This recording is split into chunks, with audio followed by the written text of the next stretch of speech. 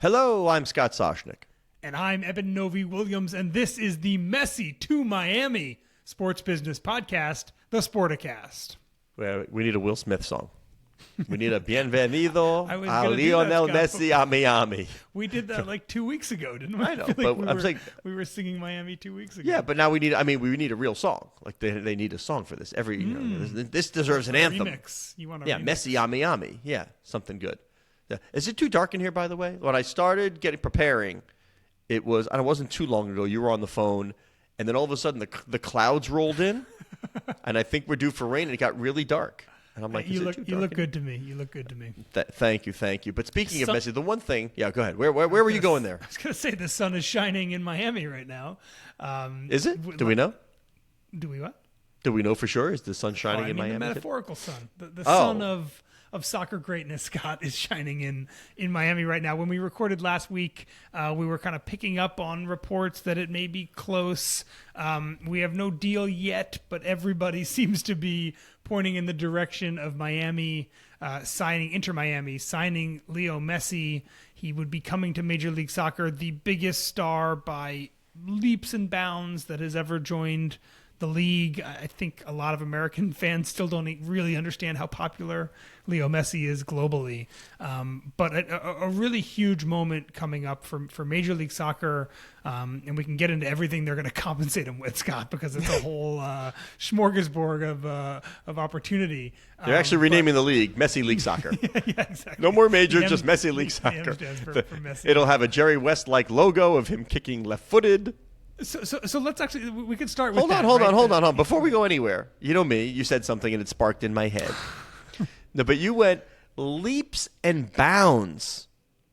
Yes. Now, don't forget, David Beckham played in this league and came over, and you consider Messi leaps and bounds beyond David Beckham in terms of notoriety and international fame. I do. Like, that's not just a leaps. That's not just a bounds. It's a leaps and bounds. I think that I feel actually fairly confident in this, but both in where he was as a player in his career and also in his crazy stardom. Right, Messi is, I think, and David Beckham, you're right, was a massive global celebrity when he came to Major League Soccer. That's the only reason I asked if you wanted to stick with the leaps and bounds attached to each other. I do want to stick with it because Messi, I think, is a much bigger star. And secondly, Beckham came here at a time social media wasn't even a thing, right? The economy and scale and content around stars in 2023 is so different than it was back in the early 2000s when Beckham made this jump. I think that all sports stars. But Beckham had the Spice Girl wife. Bigger. He had the movie Bent It Like Beckham. He was in all the ads with his shirt off. If that was now and social media was what it was back then, I think maybe you could make an argument for it. But yes, I think that Leo joining Major League Soccer is a different animal entirely than David Beckham joining, for sure. All right. So Eddie Q is going to tell me there's been 10 million signups for the Apple deal since this has become known, right? That's what we're looking at here. That's what the hope is. So Leo, according to reports, is going to be compensated in a handful of ways, right? The basic salary, which is not going to be anything compared to what European clubs can offer. But Major League Soccer is going to offer him, from what it sounds like, he's going to get an equity stake in Inter Miami.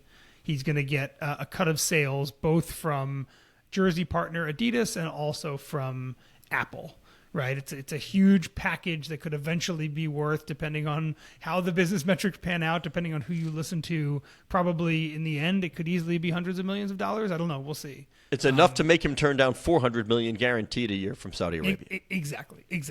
But I think, and you mentioned the Apple one there. To me, the Apple piece is the most interesting. MLS for a long time was doing the approach where you had different broadcasters in different places, right? And if this deal had happened under the old broadcasting system, Major League Soccer would have needed to suddenly go negotiate a deal in Argentina and negotiate a deal in Brazil and negotiate a deal in Spain and negotiate a deal in Italy to capture the international appeal of Messi and the millions of people from very different countries that want to watch One-stop shop, wherever you get your podcasts. A lot more complicated than it is right now, right? Which is the Apple deal everyone, no matter what country they're in, if they're in Brazil or Argentina or Spain, they're all buying into the same platform. There's no international media deal you need to negotiate. And in some ways, I do think the Apple deal makes a deal like this way easier for Major League Soccer, because the through line to profiting off of Messi's huge popularity from a viewership standpoint is really simple with Apple, and it would be way more complicated under any other media setup that they would have. And you would think, it's been reported that Apple has a 1-year out clause. So if you're gunning for sort of an immediate bump, that would prompt the company to say, I think we're in this for the long haul. I can't think of a better player to come on in, play MLS, get people to sign up. So if I go to the page, do I get hit with a survey? Like, what has got you interested in MLS and Apple? Is there I don't know, every team in the league or Leo Messi?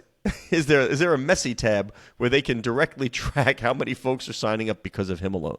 Have you looked at the social media stats, Scott? They are remarkable. They're bonkers. Yeah.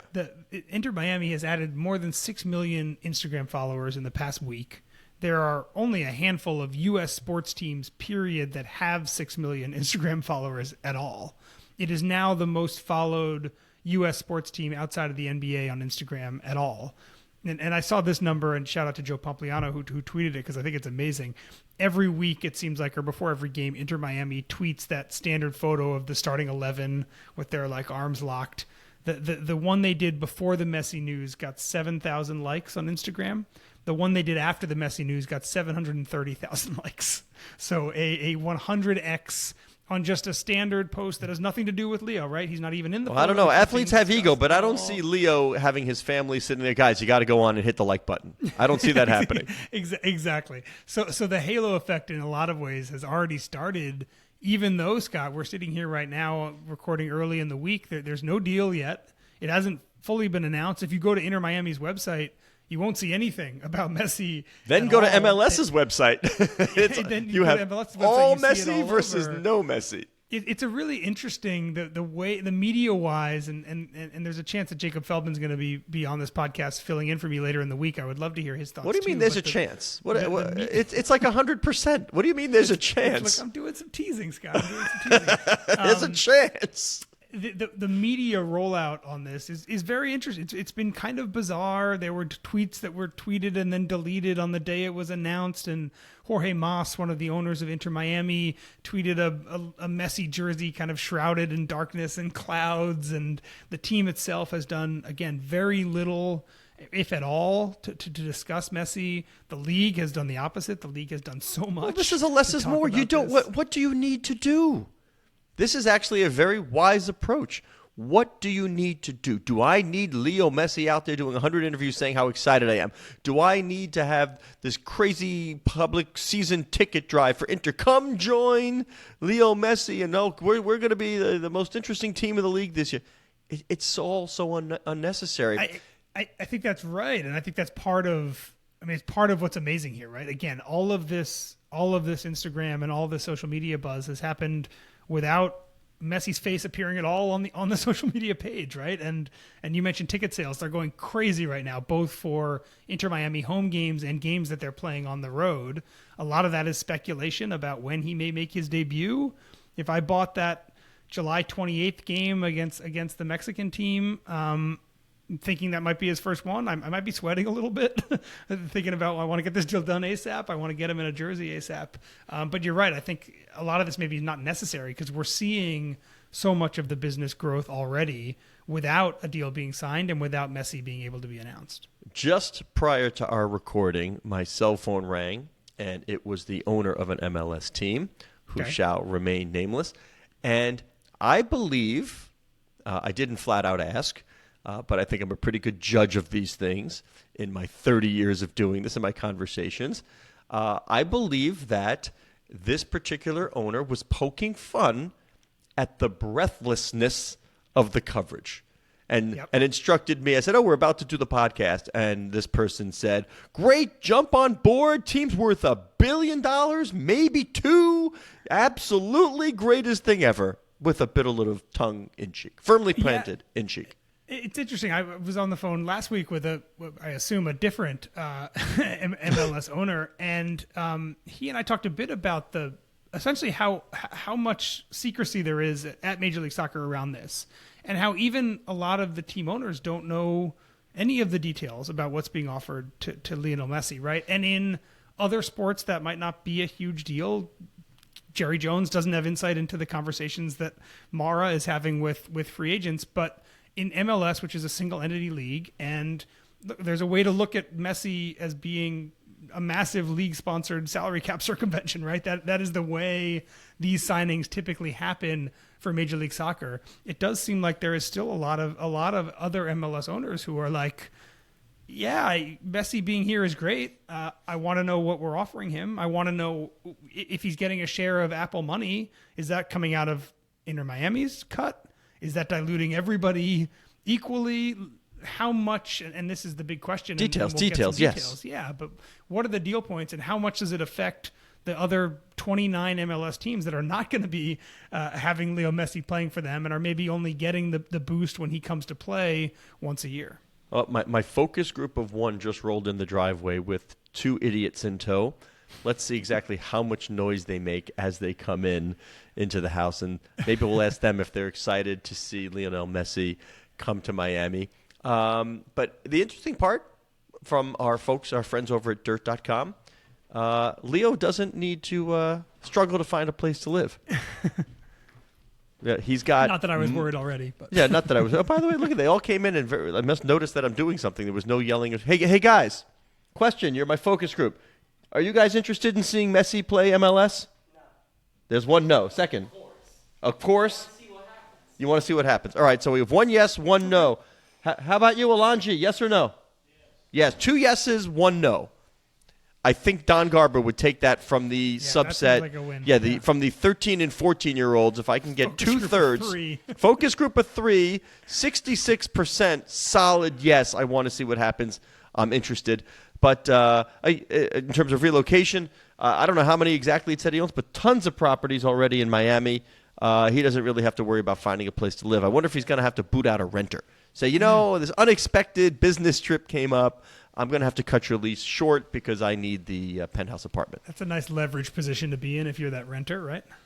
Oh, yeah. If you've got Messi's place. Yeah, sure. Yeah. That's a fun industry when you see famous athletes' homes go for sale. The value of it just being that person's home. Yeah.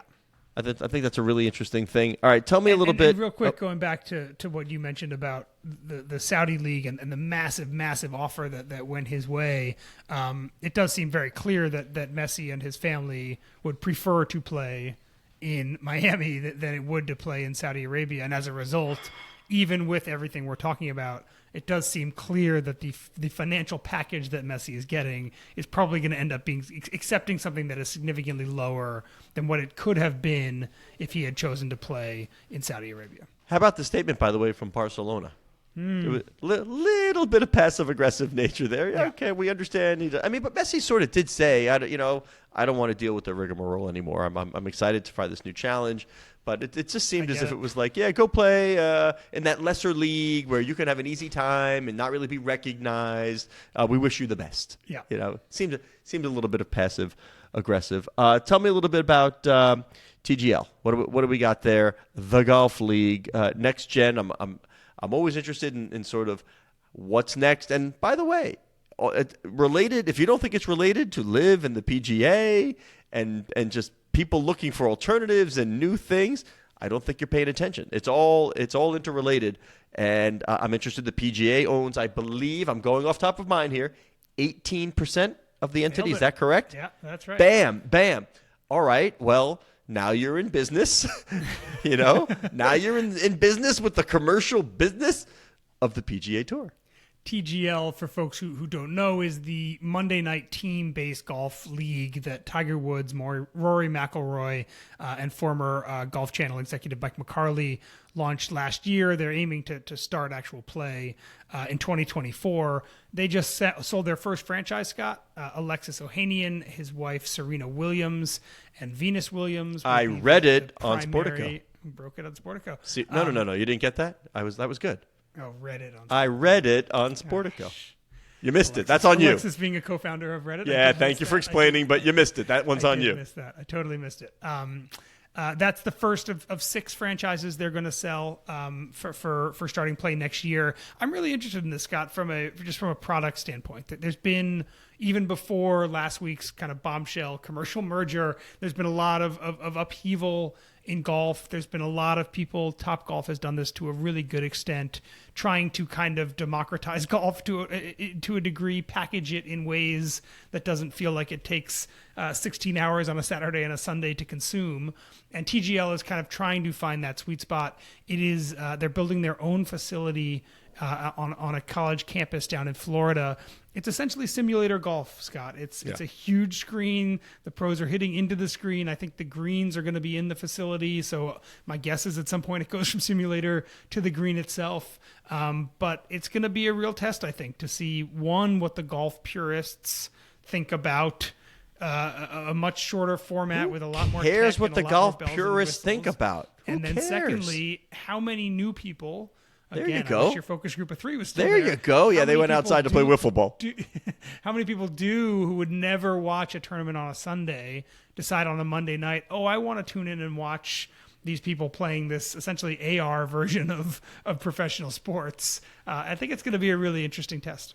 2 words for you, Novy-Williams. Pitch clock.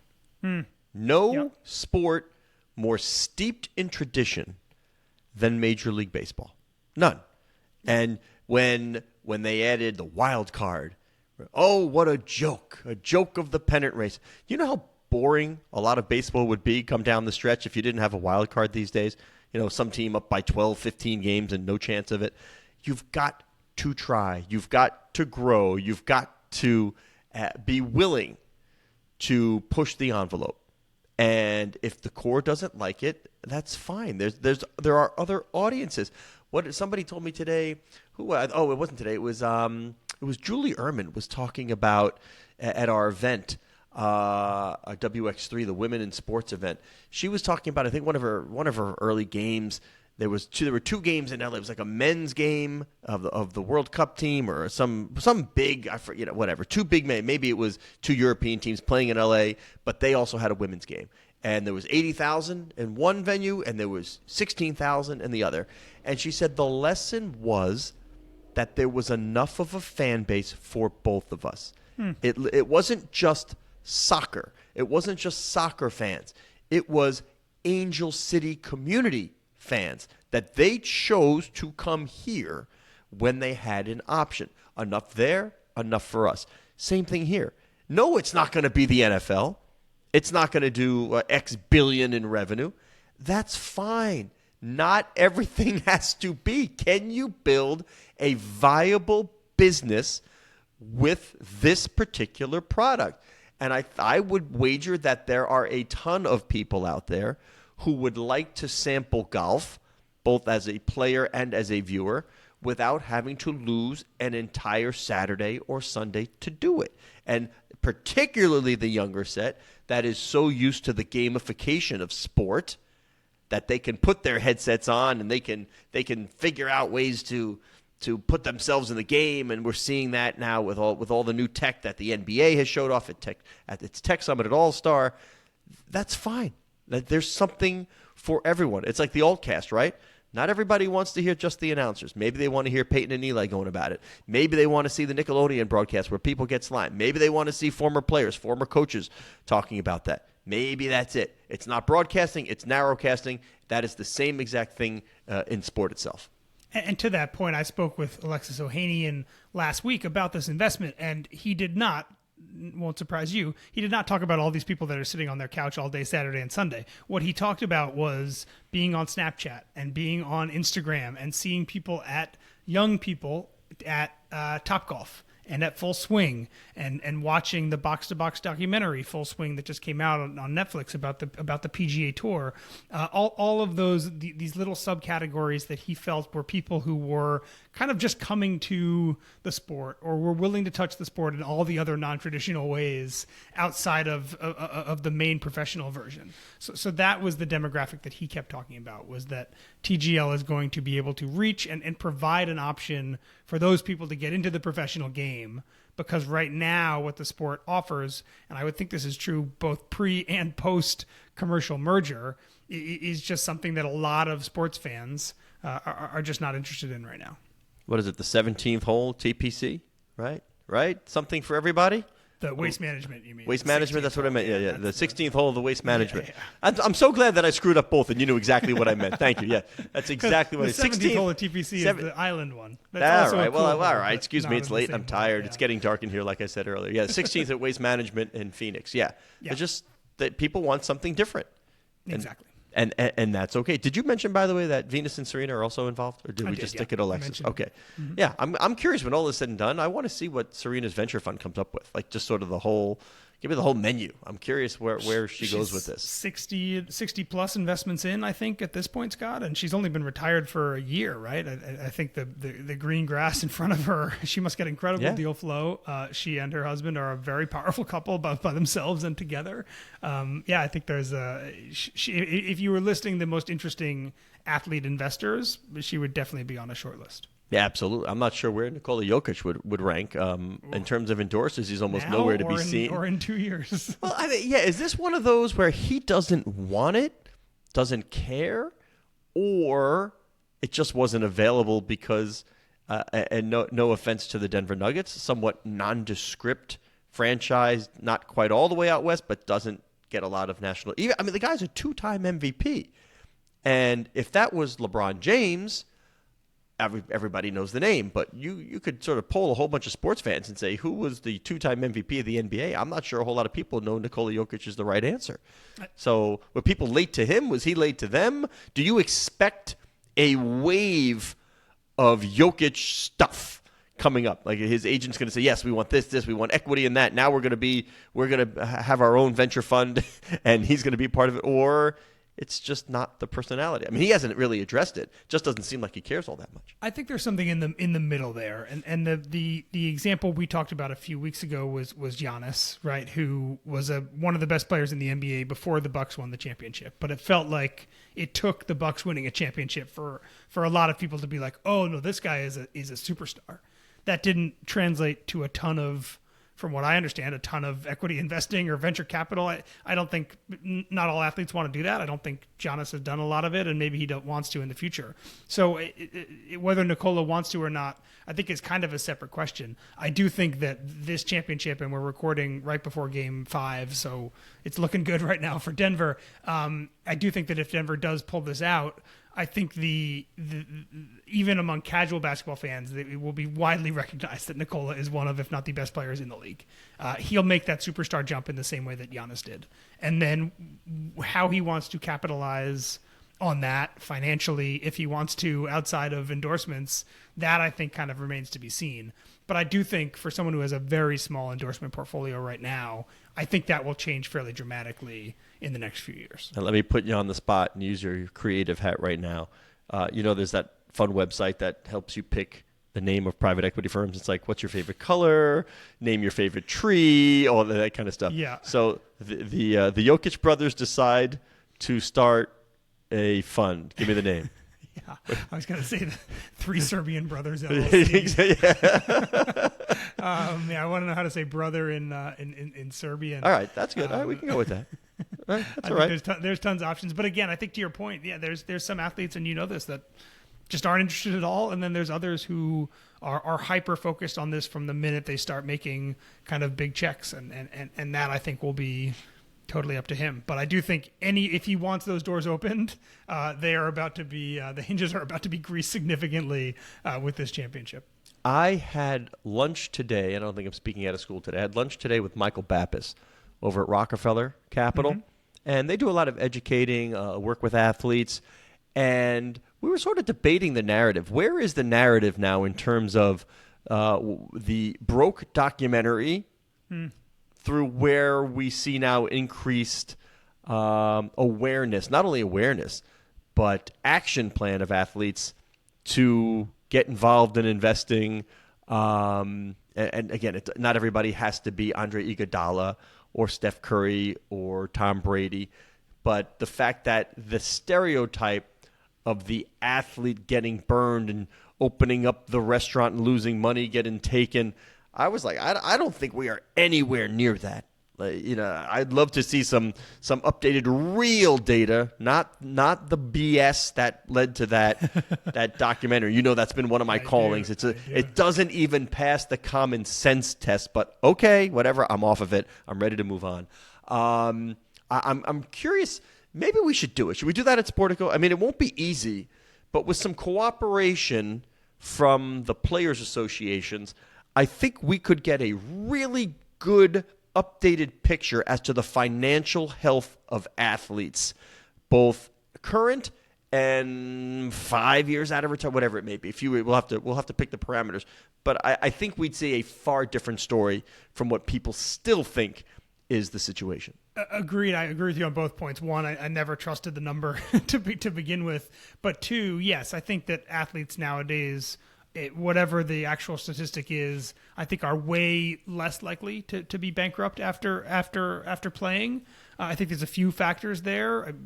There's still athletes making dumb financial decisions, just like if you gave any 20-year-old there's still sports writers making dumb financial decisions, and there are doctors making dumb financial decisions. Yeah. I think the big difference, is that there is way more structure around managing athletes' money now than there was 3 decades ago. And I would think the percentage of, pick any league, but the percentage of NBA rookies that have a actual professional, not someone they grew up with, but an actual professional managing their money is fairly high now, and it was not high 30 years ago. That to me is the big difference, is that there is a huge structure around helping athletes manage their money now, which just didn't exist, I think, in large part back when those numbers were being tossed around. Well, I think one of the biggest differences also is they have that role model that they can look at. Like everybody sees and hears about LeBron and Steph and Iguodala and Jaylen Brown and Serena Williams. I mean, and Tom Brady. When you're and Ndamukong Suh. When you start talking about, I want to own a team one day, and that has now become the battle cry. Michael Jordan is still the only former player to majority owner. I want to own a team one day. We hear LeBron say that about the Las Vegas NBA team that we're all sure is going to happen. You can't get there, I don't care who you are, with the price of these assets these days. If they're opening up to private capital to make this work, if Josh Harris can't easily do it, the reason these athletes now they're coming in with the noise. Now they're coming in with the noise. Sheesh. Quiet down in the background. Thank you. It's like having a crowd here. We'll get ready for our live podcast. Where was I? Oh, so they see these folks. They have a different measure of success these days. It's not just I want to buy a car, I want to buy a house, I want to be. They don't want to be rich. They want to be owner wealthy, and that is a far different. They understand the only way to get there is to take care of their money. I also think that there are going to be. We've had a few of them. There are going to be some massive athlete VC exits in the next decade or so, right? We've had a few so far. I'm talking like Kobe with what he did with. Yes, I should have mentioned Kobe. There's a handful of athletes, like Shaq with Google. There's a handful of athletes who got in early on companies and then made a lot of money. That is going to happen at a much faster rate. Think about all the companies that someone like Kevin Durant is in, right? I should have mentioned Durant. I should have mentioned Shaq. He only needs 2 of those to take off, or even 1 of them, right, to get all of his money back. I think the more athletes see those stories, right? This company that KD put $1 million into, and now that share is worth $100 million, whatever that company is, if that exists. I think once we get a couple huge exits from VCs for athletes, I think more and more athletes are going to wake up to the idea that, oh, this is an opportunity for me, a different kind of opportunity to potentially make a lot of money that way also. All right, speaking of opportunity, did you see the average audience for the Oklahoma Women's Softball World Series? I did. I saw that it was quite large. 1.9 million. Right? So that too would be Alexis Ohanian and Julie Ehrman, all the people we've talked about, that there's opportunity there. The data is there to say that this is an opportunity. If I was a professional athlete and I want a lower price point for entry, and I want something that may be willing to take off where I can get great ROI, return on investment, I'd be looking at women's sports, right? I don't need to buy into an NFL team. I don't need to buy into an NBA team. I don't need to buy into the $1 billion valuation Inter Miami Messi is here team. I can go find something else. Anyway, he is Eben Novy-Williams on the Twitter, Novy_Williams. I am Scott Soshnick on Twitter @Soshnick. Our producer is Matt Whitehurst. He loves it when I say that he's done a great job. The digital media editor is Cora Veltman. She loves it when I remind you that the show can be found at Sporticast, which is the hub of the Sportico Media Network.